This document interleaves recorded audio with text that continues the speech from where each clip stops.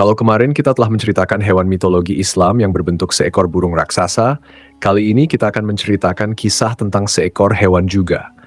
Kali ini hewannya jauh lebih besar dari burung itu.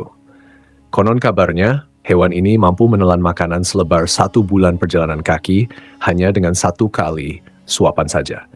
Hewan ini pula ada di 2 kisah Nabi di zaman yang berbeda waktu sekitar 100 tahun. Untuk itu, di video kali ini kita akan membahas tentang legenda ikan raksasa dalam Al-Quran. Assalamualaikum warahmatullahi wabarakatuh, sobat yang dimuliakan Allah, semoga kita selalu dalam keadaan sehat walafiat. Amin ya robbal alamin. Berbicara tentang ikan raksasa yang disebut dengan ikan Nun, maka pembahasan itu tak akan bisa terlepas dari kisah seorang nabi yang bernama Nabiullah Yunus alaihi salam. Kisah tentang Nabi Yunus dan ikan Nun ternukil di dalam Al-Quran yang terpecah menjadi beberapa surat, yaitu ada di surat Yunus, Al-Anbiya, Asy-Syafa'at, dan surat Al-Qalam. Di video ini kita akan menceritakan 2 kisah tentang ikan raksasa Nun ini. Yang pertama, ketika ikan Nun hidup di zaman Nabi Yunus alaihissalam, dan yang kedua ketika ikan Nun yang sama muncul di zaman Nabi Sulaiman alaihissalam. Nah, sekarang kita akan mengisahkan tentang ikan Nun yang hidup di zaman Nabi Yunus alaihissalam. Kisahnya begini, teman-teman. Nabi Yunus memiliki ayah yang bernama Amitai atau yang lebih dikenal dengan Mata. Jadi nasabnya adalah Yunus bin Mata. Dan ibunya bernama Rifka. Nabi Yunus atau dalam bahasa Ibraninya beliau dikenal dengan nama Yonah yang memiliki arti merpati. Di dalam Al-Quran sendiri, nama Yunus disebutkan sebanyak 4 kali dan sekali beliau disebutkan dengan julukan Zunnun. Itu dalam berbahasa Arab yang memiliki arti yang dari perut ikan. Terdapat beberapa perbedaan tentang pada abad keberapa Nabi Yunus ini hidup. Ada yang bilang abad ke-7 sebelum Masehi, ada pula yang bilang ke-8 atau abad ke-9 sebelum Masehi. Tapi yang tercatat pada sejarah saat ini, Nabi Yunus adalah seorang nabi dari kerajaan Israel atau Samaria pada kisaran abad ke-8 sebelum Masehi dan hidup pada masa kekuasaan Raja Samaria Yerobeam bin Yoas. Beliau disebutkan berasal dari Palestina, yang saat itu disebut dengan negeri Syam. Nabi Yunus ini diutus setelah masa Nabi Ilyas dan Ilyasa berakhir. Uniknya, lokasi dakwah beliau bukanlah di tanah kelahirannya, melainkan di tempat yang jauh dari Syam atau Palestina. Nabi Yunus diutus Allah Subhanahu wa Ta'ala kepada kaum yang bernama Ninawa. Ada juga yang menyebutkan dengan nama Niniwe. Kaum Ninawa ini terletak di daerah Mosul, yang saat ini berada di negara Irak. Berarti jatuhnya waktu itu Nabi Yunus adalah seorang pendatang di negeri Ninawa tersebut. Saat itu di negeri Ninawa ini ada sebuah kebudayaan atau tradisi turun-temurun, yaitu menyembah patung-patung, alias mereka saat itu kufur dengan menyembah berhala. Makanya diutuslah Nabi Yunus ini yang datang jauh-jauh dari Syam ke Irak untuk mendakwahi penduduk Ninawa supaya mereka bertauhid dan menyembah hanya kepada Allah Subhanahu wa Ta'ala saja. Berhari-hari, berbulan-bulan dan bahkan bertahun-tahun didakwahi, penduduk Ninawa tak mau juga meninggalkan berhala-berhala mereka. Karena begini teman-teman, alasan kenapa penduduk Ninawa ini tak mau meninggalkan berhalanya adalah mereka sudah puluhan bahkan ratusan tahun menyembah berhala, tapi tak ada azab yang datang kepada mereka seperti kaum-kaum terdahulu. Mereka ini telah mendengar kisah kaum-kaum terdahulu yang dibinasakan Allah Subhanahu wa Ta'ala karena menyembah berhala. Artinya, mereka ini tahu bahwasannya yang mereka lakukan selama ini adalah salah, tapi ini malahan nunggu azab dulu baru mau tobat. Nah, jadi ketika itu seluruh orang dari kaum ini tak mau mendengar seruan dari Nabi Yunus alaihissalam. Terlebih lagi Nabi Yunus adalah seorang pendatang, bukan orang yang berasal dari kampung situ. Mereka malahan menganggap Nabi Yunus sok tahu dan tak percaya sedikit pun risalah yang dibawakan beliau. Beliau dikisahkan bahwasanya Nabi Yunus ini mendakwahi mereka selama 33 tahun lamanya. Dan selama itu pula dari sekian banyak penduduk Ninawa, hanya 2 orang saja yang mempercayai Nabi Yunus alaihi salam. Setiap harinya Nabi Yunus hanya mendapatkan ejekan dan tertawaan dari orang-orang itu. Bahkan dari mereka ada yang berkata, "Sudahlah Yunus, urusi saja hidupmu sendiri. Jika engkau mau mendapatkan pengikut, berdakwahlah sana di kampung halamanmu." Nabi Yunus yang notabene adalah manusia biasa, mendengar hinaan dan penolakan itu beliau kecewa dan menjadi marah. Dan pada suatu hari Nabi Yunus pun memutuskan untuk pergi meninggalkan kaumnya.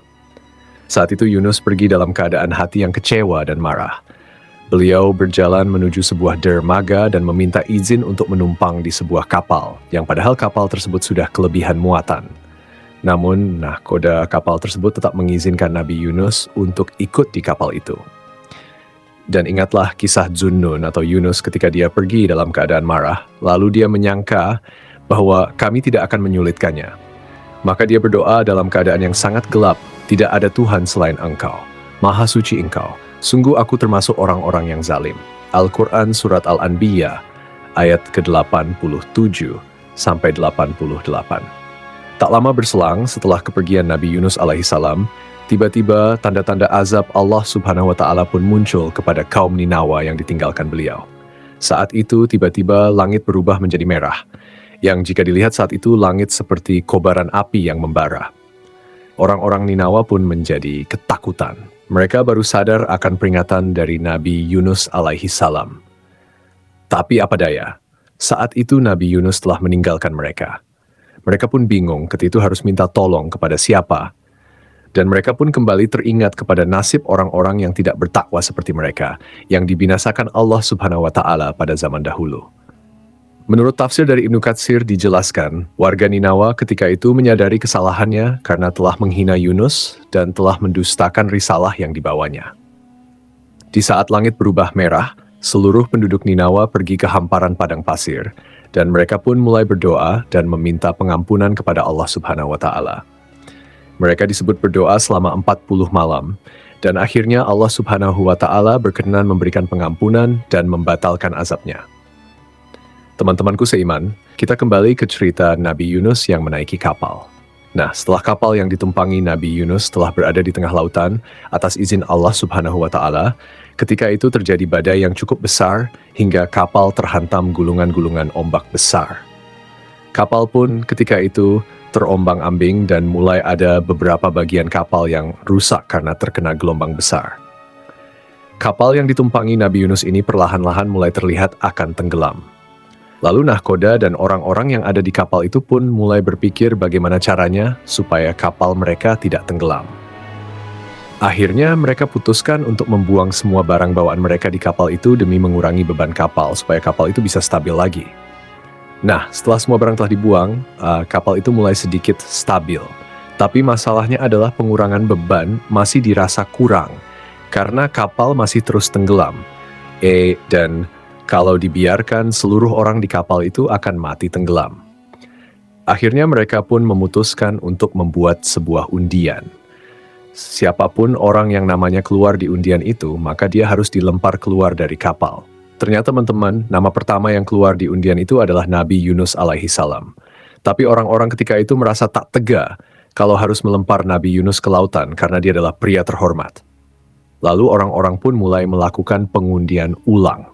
Lagi-lagi yang keluar nama Nabi Yunus alaihissalam.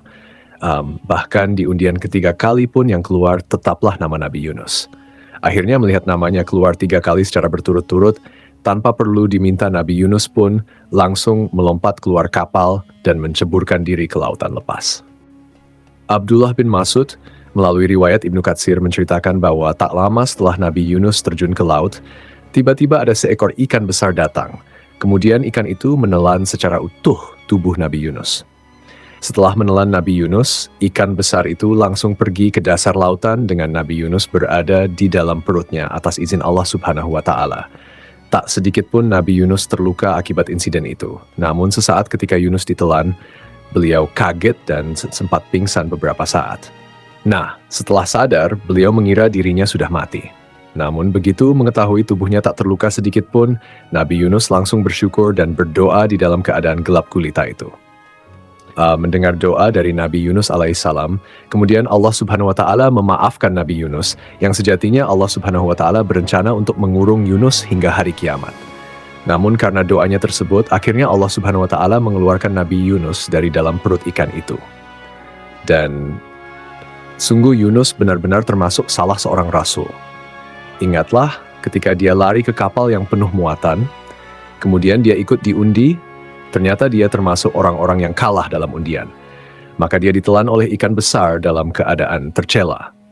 Maka sekiranya dia tidak termasuk orang yang banyak berzikir, bertasbih kepada Allah, niscaya dia akan tetap tinggal di perut ikan itu sampai hari kebangkitan.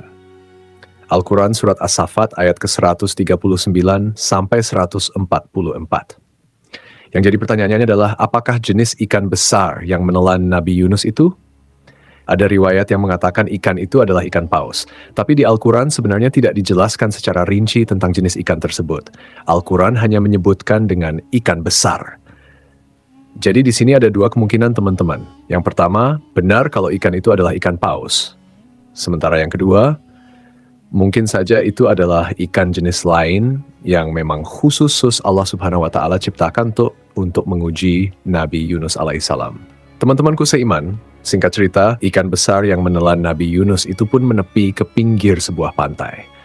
Lalu Nabi Yunus dimuntahkan oleh ikan ini dalam keadaan tetap hidup.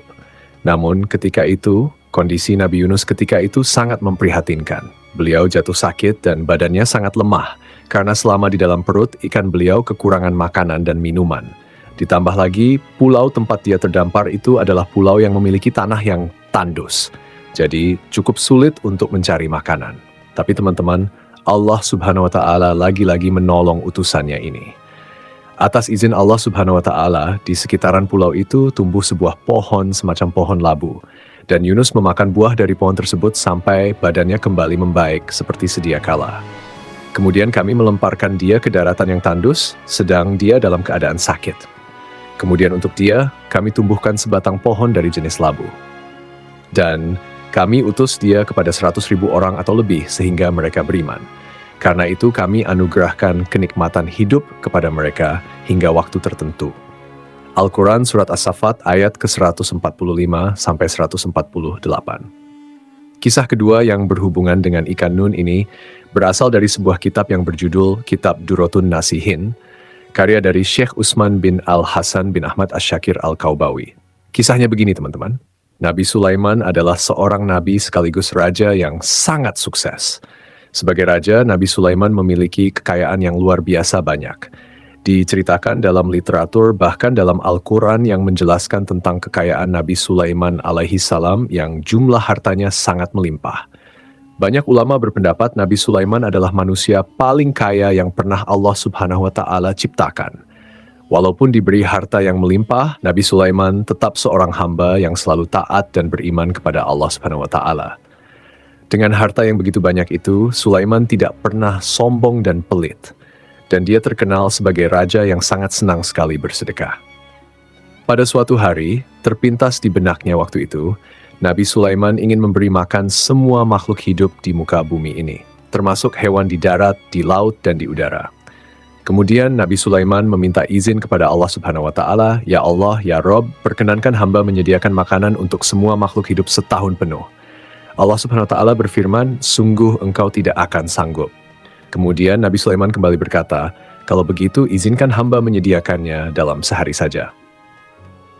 Akhirnya, ketika Nabi Sulaiman telah mengantongi izin dari Allah Subhanahu wa Ta'ala, Nabi Sulaiman langsung memerintahkan pasukannya, baik dari kalangan jin dan manusia. Mereka ditugaskan untuk mendata semua makhluk yang ada di muka bumi. Setelah selesai mendata jumlah seluruh makhluk hidup yang akan diberi makan, maka mereka pun mulai memasak dan mengumpulkan berbagai macam makanan. Nah, makanan yang telah masak dan jadi, itu mereka letakkan di sebuah padang pasir yang sangat luas. Jadi teman-teman, demi memenuhi kebutuhan makan seluruh makhluk hidup ketika itu, mereka menyiapkan makanan selama 40 hari penuh dan mengumpulkan seluruh makanan itu di sebuah padang pasir, hingga diceritakan panjang dari makanan itu adalah 1 bulan perjalanan kaki dan lebarnya juga sama. 1 bulan perjalanan kaki. Itu sungguh hidangan makanan yang luar biasa banyak. Selama mereka menyiapkan makanan ini selama 40 hari, Nabi Sulaiman telah memerintahkan angin untuk tidak berhembus di padang pasir itu karena ditakutkan makanan yang ada di situ jadi rusak dan hilang. Ketika hidangan makanan itu telah siap untuk disantap, lalu Allah Subhanahu wa Ta'ala bertanya kepada Nabi Sulaiman, "Makhluk manakah yang akan memulai memakan hidangan yang engkau sediakan ini?" Nabi Sulaiman menjawab, "Mereka yang mendarat di darat dan di laut." Kemudian dengan kekuasaannya, Allah Subhanahu wa Ta'ala memerintahkan seekor ikan besar dari kedalaman laut yang akan menyantap makanan itu.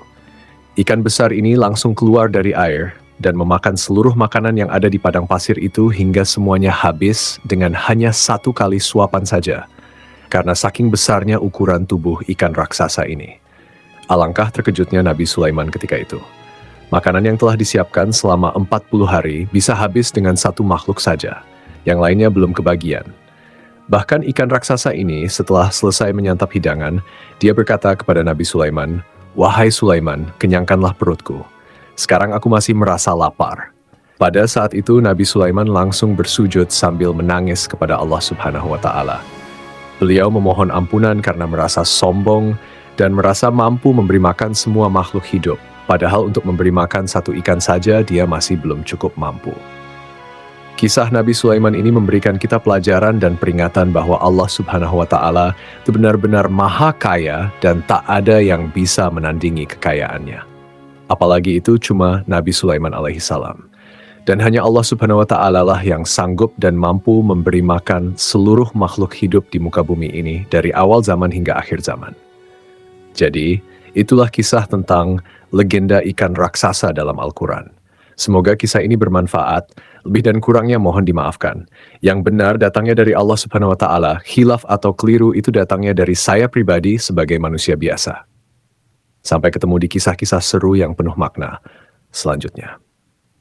Saya akhiri. Wassalamualaikum warahmatullahi wabarakatuh.